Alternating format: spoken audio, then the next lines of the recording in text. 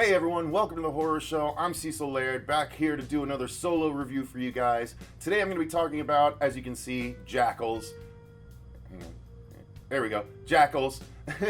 And so it is a movie that is available on DVD and VOD now. It came out in 2017 last year. Was one of the movies that I never got around to seeing before our best of episode, but it wouldn't have quite made the list anyway. However, I did want to talk about it, just like I talked about some of the other ones, including Pitchfork, although this one did not make me angry. So I kind of enjoyed it for what it was. There were, overall, I thought there were some similarities to other movies. There were some kind of cool new ideas, but not very many. However, they did execute what they decided to go with story-wise very well. So that's, I guess, a good way of touching on everything at the very beginning. So I'm gonna dive a little bit deeper now. The story is actually kind of interesting to me.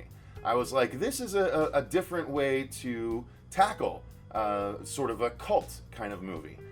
It is a cult movie, but it's also a slasher movie kind of thing. So it's really interesting. And it also has shades of The Purge as well. But so let me get into it. Essentially, the movie starts with a very Halloween-esque beginning, in that you see that there is someone, you think it's pretty young, kind of a young person, a child even, but they are going around, and it's all POV shot.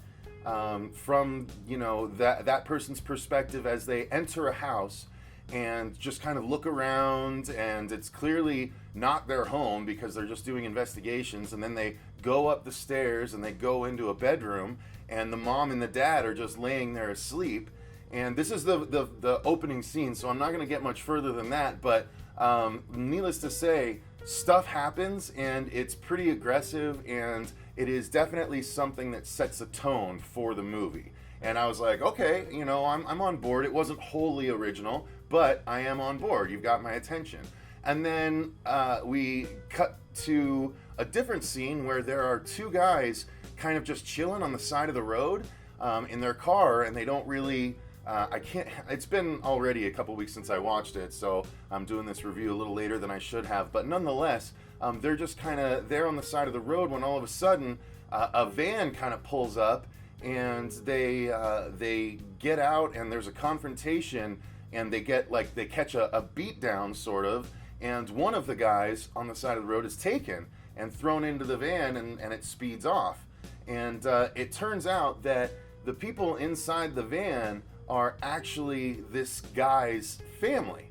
And because when he wakes up, he's sitting tied to a chair, and he's facing all the people that kidnapped him. One guy he doesn't know, or maybe two. They're the two guys that actually the family hired in order to capture this guy. And so you find out that this guy that's tied to the chair is a member of this family. He's got a wife with a very young child that is there, and it's kind of an intervention. He's been taken to an intervention, a family intervention, where they're like, look, you have to stop what you're doing. This group you're running with is terrible, and they're very, we got to get you away. And he turns immediately, they try and call him his name, and he's like, that's not my name, and he gets really angry about it. And he's a really good actor. I gotta say, the acting in the movie was really well done, even though the characters might have done some stupid things from a story perspective. The actors still did a good job with the material that they were given. So that being said, it turns out that the whole thing is he basically, the guy tied to the chair tells the family, you guys better let me go or it's not going to end well for you. Trust me, my family's going to come. And they're like, where are you? Where are your family? And he's like, so they play on that, and it's really cool. And then it turns out that his family does indeed show up. The rest of the cult that he's a part of, who all tend to wear these, animal masks, which, is very The Strangers, the masks, or not The Strangers, The Purge, obviously, with the different masks. But I think there's one that did sort of animal masks before too, that I just can't pull up in my mental file of facts. That's an old reference to anyone younger than 35.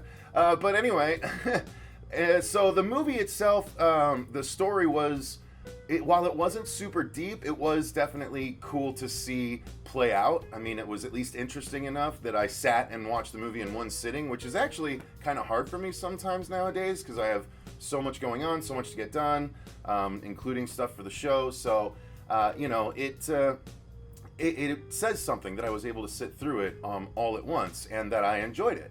So there are basically the group shows up and it becomes almost kind of Home Alone-ish, not really, but they try and start trying to get into the house, and everyone inside is doing their darndest to defend themselves in the house and whatever.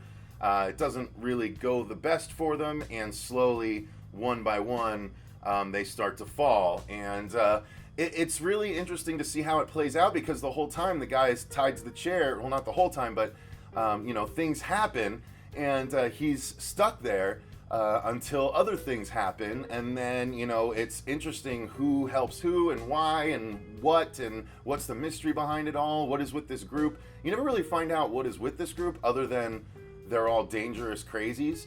But it's still really entertaining to watch play out. And like I said, the acting is all, very, not more than serviceable. The acting is very good in this movie. So there was, maybe a weak character or two, but for the most part, I really did like it. I especially like Stephen Dorff. I always like when Stephen Dorff shows up, ever since Blade. He played the guy that they hired to help bring the guy back, bring their family member back from the cult, mentally. So yeah, that the acting is great. Now the effects are really cool too, because there are a lot of practical effects. I mean, not a lot, but there are enough that it, you're entertained the whole way as a horror fan. So there's even some really rough things that I was like, at one point a character is kind of like at the mercy of the Jackals, and what they decide to do to him is pretty, it's like, it's not like, oh my god, but it is like, that really sucks, man. And so too, I like when things can still elicit that sort of reaction from me. And then, again, some characters make stupid moves, but it leads to some good gore effects, so I don't particularly mind them in this case. And then the music, I gotta say, the music didn't leave any particular impact on me. Must have been effective enough that I didn't notice it, so maybe not effective enough. I don't know, you make the call on that. I was busy trying to take in the rest of the stuff, and I just didn't write any notes about the music. So I didn't overall, like I said, I did overall enjoy the movie. So I can definitely give it a recommendation.